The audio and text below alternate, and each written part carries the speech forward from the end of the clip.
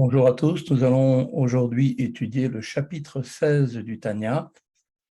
Le Admour Hazaken nous enseigne dans ce chapitre un principe fondamental dans le service de Dieu des Beinonim, et il va nous expliquer qu'en fait, un Beinoni peut avoir bien évidemment un service de Dieu qui peut être de manière révélée dans son cœur, ce sentiment d'amour et de crainte pour Dieu doit être essentiel puisque le but étant d'accompagner l'accomplissement des mitzvot et l'étude de la Torah. Pour qu'il puisse s'élever, il y a besoin, donc, comme on l'avait expliqué, d'avoir des ailes comme un oiseau qui permettent à cet oiseau de s'élever vers le haut et de monter vers les mondes spirituels les plus hauts. Il peut y avoir certaines fois, pour des personnes, que cet amour ne se révèle pas dans le cœur, mais soit ce qu'on appelle un amour qui est situé au niveau donc de l'intellect. C'est un amour intellectuel que l'on va appeler tevuna, qui cet amour-là ne peut pas se révéler, n'arrive pas à se révéler au niveau donc du sentiment du cœur, reste quelque chose qui est une prise de conscience au niveau donc de l'intellect qui va motiver la personne à vouloir faire Torah Mitzvot. Et la question qu'on se pose, c'est que puisque ces sentiments-là ne peuvent pas se matérialiser dans le cœur, eh bien, comment allons-nous faire pour pouvoir donner à notre étude de Torah et à cet accomplissement des mitzvot la possibilité de s'élever eux aussi vers le service de Dieu. Donc, c'est ce que se propose de nous expliquer le Admor Hazaken dans ce chapitre, qui est un chapitre véritablement essentiel. Donc, il nous dit que donc, c'est là un des grands principes dans le service de Dieu des Beinonim, Aïkoar, l'essentiel, nous dit-il, ou l'imshol velishlot ala teva shebechla lasmoli. L'essentiel est de dominer et de maîtriser la nature de l'âme animale, comme on le sait, située dans le côté gauche du cœur, rempli donc du sang. Al Yede, Or Hashem, Ameir, le Nefesh Elokit, Shebemocho, au moyen donc de la lumière de Dieu qui illumine l'âme divine située dans le cerveau, comme on le sait, c'est là le siège de l'âme divine. L'Ishlot à la lèvre, qui donc ce cerveau a de par nature la capacité de pouvoir maîtriser les désirs engendrés par le cœur, et donc pour parvenir à cette fin, eh bien le Beinoni, outre la domination donc naturelle, intrinsèque du cerveau sur le cœur, doit malgré tout en appeler à l'aide de la lumière divine qui illumine son âme, parce que chez Midbonen, Bemocho Bigdulat Ensof Baruchu, ou les Olid Mibinato Ruardaad Virat Hashem Bemocho. Et donc, comment va-t-il faire appel à cette lumière divine qui va illuminer son âme?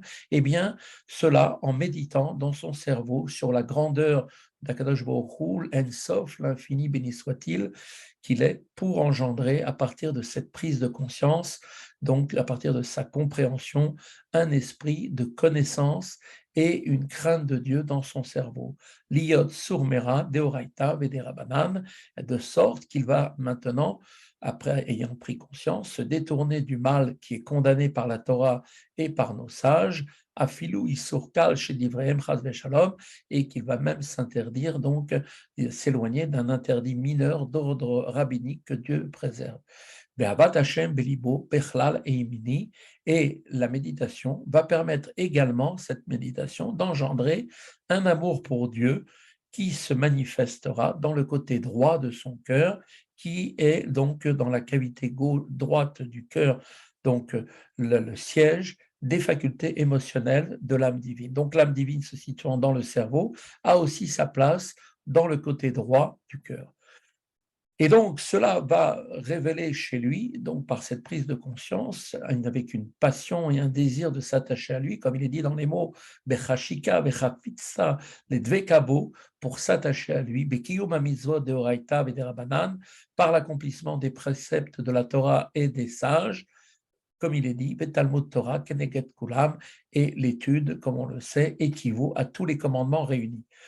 Il a déjà été souligné que pour observer pleinement les commandements, c'est-à-dire les observer de tout son être, il faut être inspiré par l'amour pour Dieu afin d'accomplir les commandements positifs et par la crainte de Dieu pour éviter justement la transgression des interdits. Cet amour et cette crainte imprègnent ainsi les commandements observés. Pourtant, cela semble n'être vrai que lorsque cet amour et cette crainte deviennent révélés et ressentis dans le cœur. Alors maintenant, Que dire alors si, en dépit des efforts consentis pour la méditation sur la grandeur de Dieu, eh bien, le Benoni ne parvient pas à éveiller en lui, dans son cœur, de pareils sentiments d'amour et de crainte. Alors, sur cela, Rabbi Shneur Zalman va donc aller au-devant de cette question en établissant que même si l'amour et la crainte nés de la méditation restent chez cet homme, ce Benoni, dissimulés dans l'esprit et le cœur, dans un état que l'on appelle Tevuna. La traduction de Tevuna, c'est un amour intellectuel. Eh bien, malgré tout, ils pourront, ces Benoni, néanmoins, effectivement, cette méditation et cette concentration permettra d'imprégner les accomplissements des commandements comme s'ils étaient véritablement ressentis. Encore plus, il est, nous dit le Admorazaken, un grand principe, un autre grand principe dans le service divin du Beinoni qu'il faut savoir.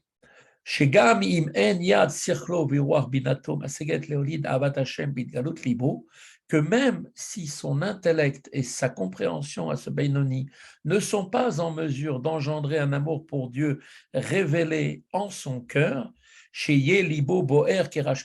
de sorte que son cœur ensuite brûle comme des flammes ardentes, avec un désir, une passion et une aspiration pour s'attacher à Dieu, mais que l'amour chez lui reste enfoui dans son cerveau et dans les recoins de son cœur. Rabbi Shneur Zalman va maintenant nous expliquer ici par une petite note. Et en fait, il va y observer que l'incapacité de révéler l'amour pour Dieu dans le cœur, eh bien, n'est absolument pas la preuve d'un manque qui affecterait la méditation. Cette incapacité peut être en fait due à la racine spirituelle de l'âme de cet homme.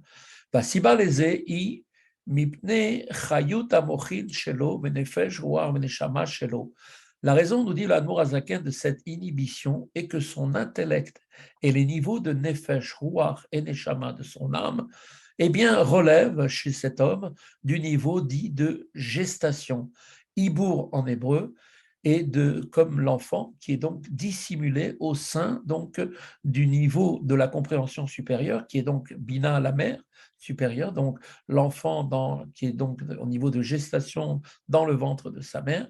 Donc, eh bien, effectivement, ce niveau-là d'intellect reste en fait lui aussi dissimulé comme un enfant qui est donc dissimulé au niveau donc de la compréhension supérieure et non au niveau d'une naissance, l'éda et de révélation comme les sages de la sagesse ésotérique.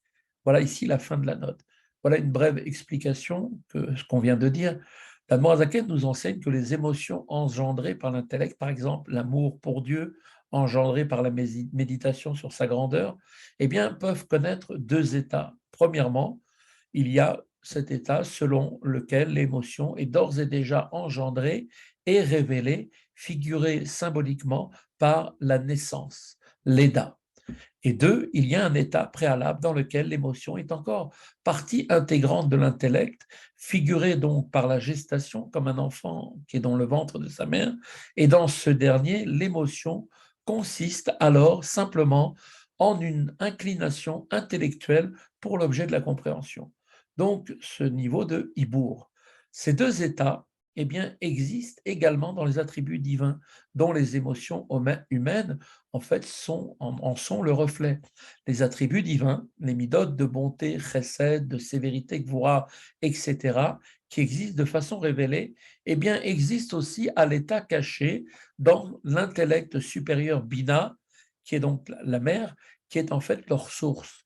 Or, l'âme qui trouve sa source dans les attributs divins, eh bien, elle aussi, qui va maintenant, cette âme, habiter le corps d'un juif, va refléter maintenant, selon sa source spirituelle, va donc refléter les caractéristiques de ces attributs. Ainsi, par exemple, les âmes issues des attributs révélés au niveau de Chesed, Gvura et autres, va posséder elles-mêmes cette qualité de révélation, c'est-à-dire qu'elles pourront révéler leur amour pour Dieu en sorte qu'il soit effectivement ressenti chez eux de manière concrète au niveau d'un sentiment du cœur. Cette qualité, cependant, peut faire défaut chez les âmes qui, elles, ont pour origine ces attributs, mais à l'état caché dans le niveau de Bina, comme l'enfant caché dans le ventre de sa mère. Dès lors, eh bien, leurs émotions restent dissimulées dans leur intellect. Rabbi Shneur Zalman va donc entreprendre la description de l'amour pour Dieu dissimulé dans l'intellect. Dans les mots, Daïnu, She Alev Mevin Berua Chochma Ubina Shebemocho. Cela signifie que le cœur comprend avec l'esprit de sagesse et de compréhension dans le cœur, au lieu d'être enflammé d'un amour pour Dieu, eh bien là, le cœur éprouve seulement une compréhension de la grandeur de Dieu, béni soit-il, devant qui tout est véritablement considéré comme néant. Dans les mots, Gedulat en Sof Baruchu, la grandeur de Dieu, Dekula Kame Kelo Chashive Mamash, qui est véritablement considéré comme néant devant lui. Asher al ken ya'atelo yitbarer shetechale elav nefesh kol chai ledvaket lechalel beoro. C'est pourquoi il lui revient à Dieu, béni soit-il, que l'âme de chaque être vivant aspire ardemment à Dieu, à lui, et aspire à s'attacher à lui et à être absorbé dans sa lumière. Vegam nafsho verucho asher bekirbo, car ya'atela el liot kadut elav bechafish chashika bechafitza latzet. Et donc, c'est pourquoi, effectivement, puisque chaque âme ressent une aspiration de s'attacher à lui et d'être absorbé dans sa lumière, eh bien, il sied effectivement aussi à l'âme, au nefesh et roar qui sont dans la personne, d'aspirer à lui, à Dieu, avec un profond désir de quitter leur gaine, c'est-à-dire le corps lequel les enveloppe et voile l'âme comme une gaine pour s'attacher à Dieu. רק שבעל כוחן חיות אינה בתוך הגוף וצרורות בו כאלמנות חיות. Et les niveaux de nefesh, ruach, de l'âme, devraient aspirer si intensément à s'attacher à Dieu que c'est seulement et uniquement contre leur gré qu'ils continueraient à vivre dans le corps attaché à lui, comme l'expression bien connue, comme des veuves vivantes, terme de la loi juive qui désigne les femmes qui n'ont pas la preuve formelle de la mort de leur mari, et ne peuvent de ce fait se marier avec une autre personne. Belet marshaba diloon tfisa beklal ki im kaasher tfisa mitlabeshet betorah mitzvotea. Et donc, dans leur état présent, leur pensée ne peut aucunement saisir Dieu, si ce n'est quand elle saisit la Torah et ses commandements et qu'elle s'en revêt. Donc, par l'étude de la Torah et l'observance des commandements, comme on le sait, on saisit la sagesse et la volonté divine qui ne font qu'un avec Dieu lui-même. Kemachal, Amechabek, Ameler, Aniskar, Leel, comme l'illustre l'allégorie de celui qui étreint le roi mentionné précédemment dans les versets, dans les précédents chapitres. Eh bien que le roi porte ses vêtements, même si c'est un nombre important de vêtements, eh bien quand on étreint le roi, c'est bien le roi qui néanmoins se trouve étreint. Ainsi, la Torah et les commandements qui expriment la volonté et la sagesse de Dieu permettent à celui qui en fait l'étude et les met en pratique, eh bien de saisir Dieu lui-même, même s'ils ne sont que des vêtements, donc la volonté et la sagesse de Dieu, eh bien malgré tout, ils attrapent Dieu lui-même, malgré leur descente dans le monde physique. Et toutes ces réflexions amènent donc le Beinoni à conclure qu'il leur convient donc au Nefesh Roar de son âme d'étreindre Dieu de tout leur cœur, âme et de tout leur pouvoir. Daïnu, Kiyum, Atariag, Mitzvot, Bemaase, Bedibur, Bemarshava, Shia Saga, Viediat Torah, Keniskar Leil, c'est-à-dire qu'en fait, le Beinoni est complètement d'accord avec en pratique d'accomplir les 613 commandements par l'action, la parole, la pensée. Cette dernière, la pensée, étant la compréhension et la connaissance de la Torah, comme on l'a déjà expliqué dans le chapitre précédent, à savoir que par l'étude de la Torah et par la pratique des commandements, eh bien, on saisit Dieu lui-même, pour ainsi dire.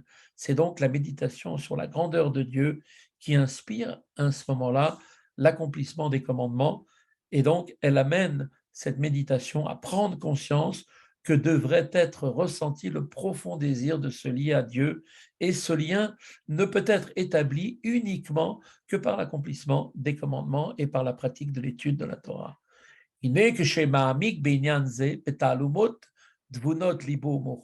Et par conséquent, quand le Benoni médite sur cela, dans les recoins de la compréhension de son cœur et de son cerveau, ou piv velibo shavin, et que sa bouche et son cœur sont en parfait accord, c'est-à-dire que son cœur ressent ce que son cœur ressent, trouve en fait l'expression dans la parole.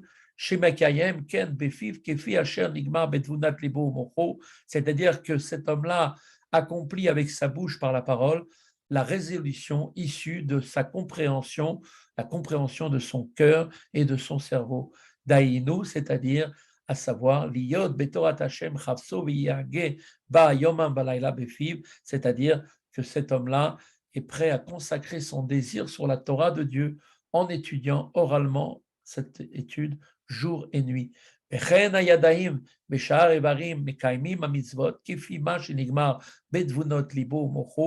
de même que ses mains et ses autres membres accomplissent les commandements conformément à la résolution issue de la compréhension de son cœur et de son cerveau. Alors,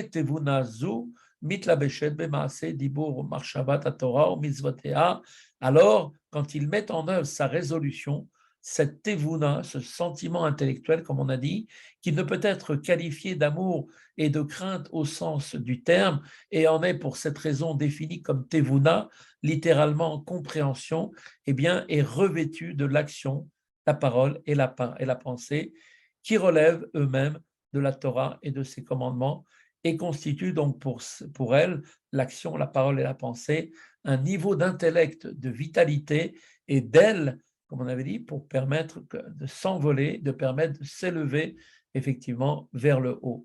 Cette dernière expression fait référence à un principe énoncé par le Zohar, selon lequel la Torah sans amour et sans crainte de Dieu, eh bien, ne s'élève pas en haut. L'amour et la crainte sont donc les ailes de la Torah et des commandements réalisés. Keilu eseg ba'em bedechilo verachimu mamash.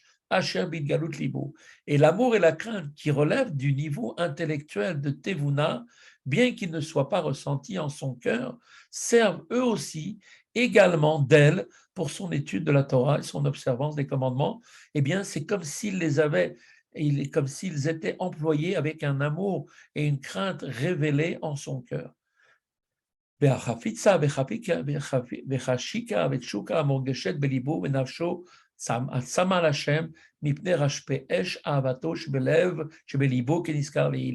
donc, il va s'y employer à un amour et une crainte révélés dans son cœur, avec un désir, une passion, une aspiration ressentie en son cœur, et une âme assoiffée de Dieu, du fait que son amour ardent pour Dieu en son cœur, comme il a été expliqué plus haut, à savoir que l'amour révélé pour Dieu permet l'élévation de la Torah et des commandements accomplis en imprégnant les actions de chaleur et de vitalité.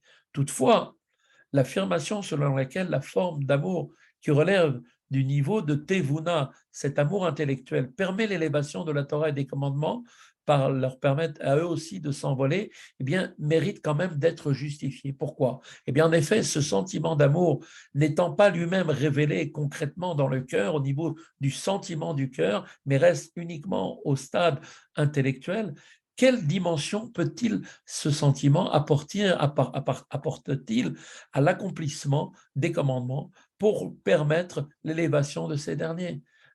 Rabbi Shlomo Zalman va maintenant répondre à cette question. Eh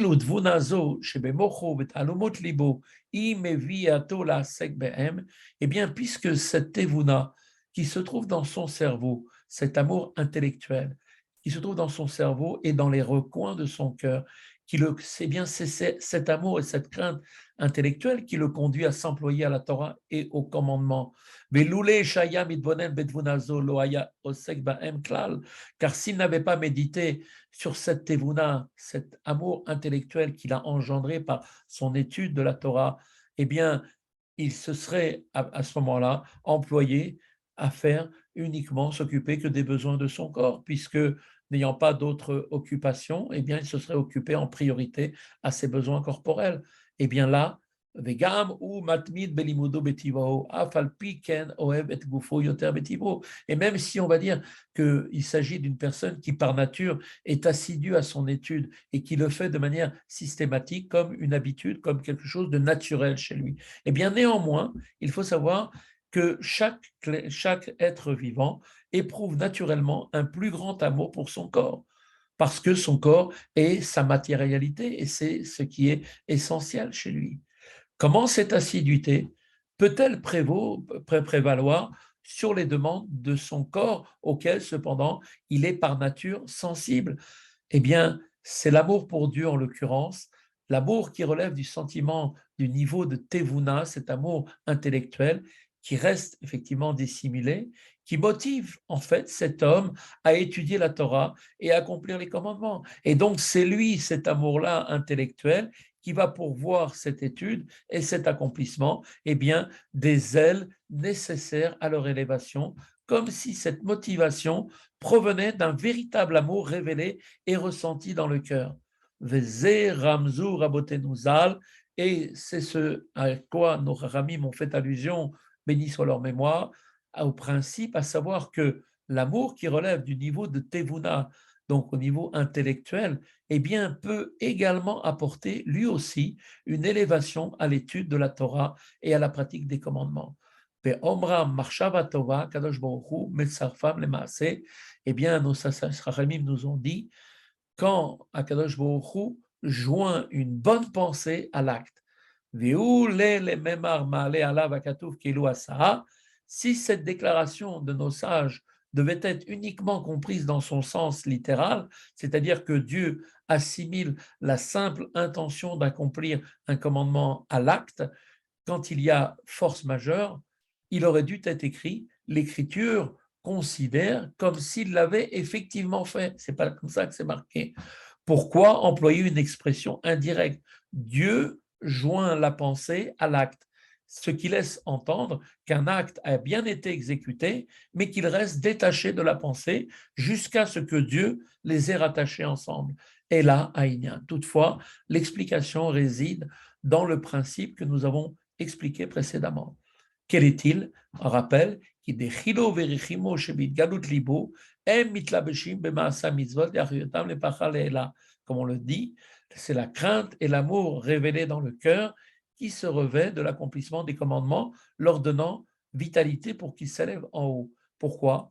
Eh bien parce que Alev ou gam ken chumri kasher evarim keshar evarim shem kelimase. Le cœur lui-même est donc de par nature matériel, comme les autres membres du corps qui sont, eux, les instruments de l'accomplissement des commandements. C'est pourquoi, quand de l'amour est ressenti dans le cœur, ce qui indique que la révélation de l'âme s'est donc maintenant matérialisée au point d'être ressentie comme un véritable sentiment d'amour du cœur de chair, cette révélation de l'âme, cet amour, peuvent également maintenant pénétrer les autres membres physiques du corps et s'exprimer à travers eux.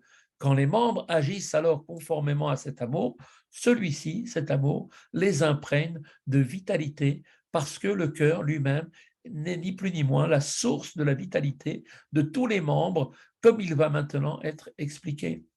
Et là, shiupnimi, vechayut lahem, toutefois, le cœur, comme on le sait, est l'intériorité et la source de la vitalité des membres. Aussi, l'amour du cœur, lequel cœur, du fait de sa matérialité, est proche des autres membres et leur donne donc vitalité, eh bien, cet amour, ce cœur, peut-il se revêtir de leur action et constituer pour elle des ailes pour les élever? De fait, on constate d'ailleurs concrètement, physiquement, qu'un homme agissant par amour dans ce qu'il fait ressent l'effet de ce sentiment jusque dans ses membres, comme s'ils avaient déjà été expliqués quand la révélation de l'âme s'exprime par un sentiment d'amour révélé, elle se matérialise de telle sorte bien, que cet amour pénètre les autres membres du corps et leur donne alors une certaine vitalité à leur action.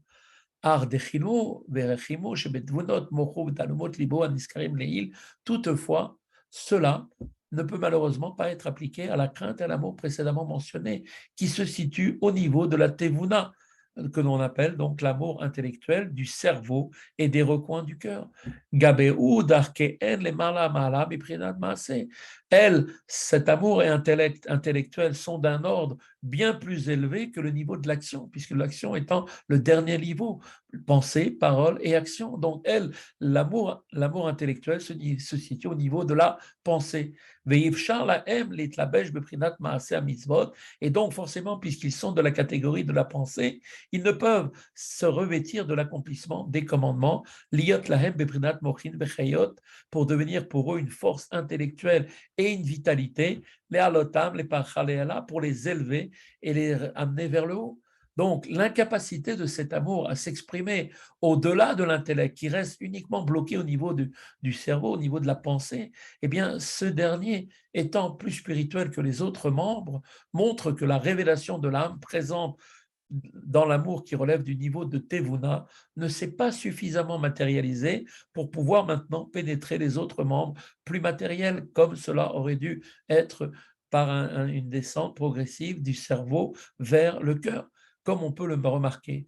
Donc, comme de telles actions d'un homme ne sont pas dictées par le désir de son cœur, mais simplement par la conscience de devoir agir bien de la sorte, eh bien, elle manque ces actions de vitalité, parce que le cerveau, la pensée, est quand même loin de l'action.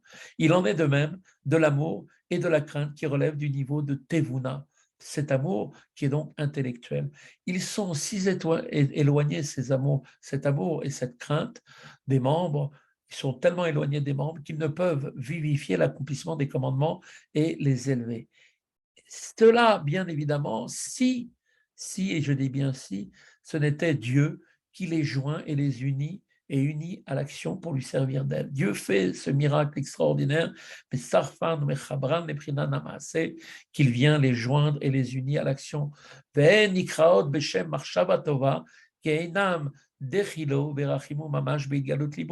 Et cet amour et cette crainte du niveau de Tevuna, d'amour et de crainte intellectuelle, sont désignés comment? Eh bien, ils sont désignés par l'expression bonne pensée. Parce qu'en fait, ils ne sont pas de véritables sentiments d'amour et de crainte révélés dans son cœur. Mais ils se situent seulement au niveau de la compréhension de son cerveau à cette personne et des recoins de son cœur, comme on l'a déjà expliqué. Et puisqu'ils s'expriment seulement au niveau de l'esprit, ils ne peuvent être appelés que seulement des bonnes pensées, non pas des bonnes actions.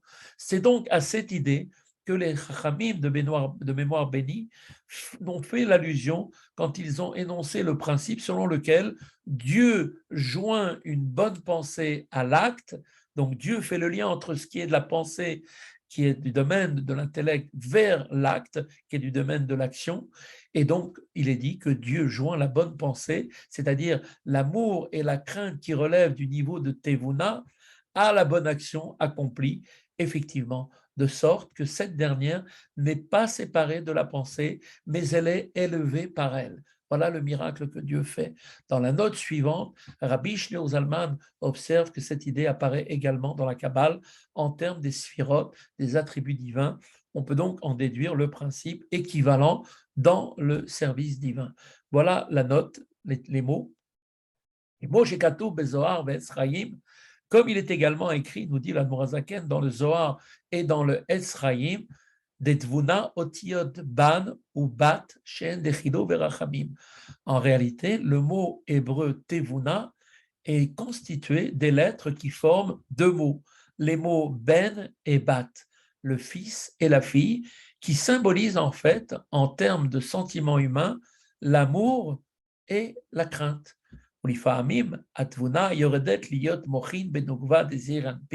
Et parfois, il peut arriver que le niveau de Tevuna, ce niveau d'amour intellectuel qui se situe au niveau de la pensée, descend pour devenir l'intellect dans l'élément féminin de Zeir Anpin, c'est-à-dire devenir l'intellect directement dans le niveau de Zeir Anpin, qui est en fait le petit visage, appelé Zeir Anpin, qui veut dire le petit visage, qui représente l'ensemble des midot partant de Chesed jusqu'à Yesod. Et donc, effectivement, ce sont les attributs divins qui sont désignés dans les textes de la Kabbale par ce terme de petit visage.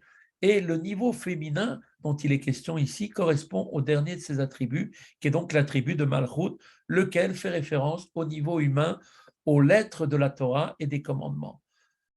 Eh bien, vient nous dire effectivement le Zohar le Esraïm qu'en fait, il peut arriver que parfois l'intellect qui est au niveau de la pensée peut venir véritablement délivrer un sentiment au niveau de Malchut, qui est au niveau de l'action. L'ordre naturel serait normalement que la Tevuna descende au préalable vers le petit visage, vers les midot, allant de Chesed et suivant l'ordre de descente jusqu'à Yesod, puis ensuite vers le niveau féminin, l'attribut de Malchut. Toutefois, on voit que le flux de Bina, la mère supérieure, atteint parfois le niveau de Malchut directement, sans avoir besoin de passer par le niveau des midot.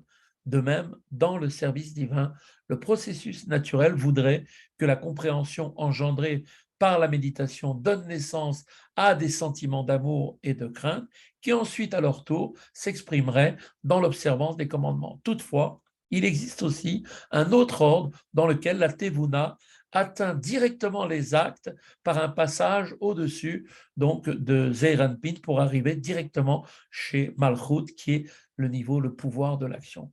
Bamaskil Yavinze, l'initié comprendra cette note et les termes kabbalistiques mentionnés seront expliqués ultérieurement dans d'autres parties du Tanya.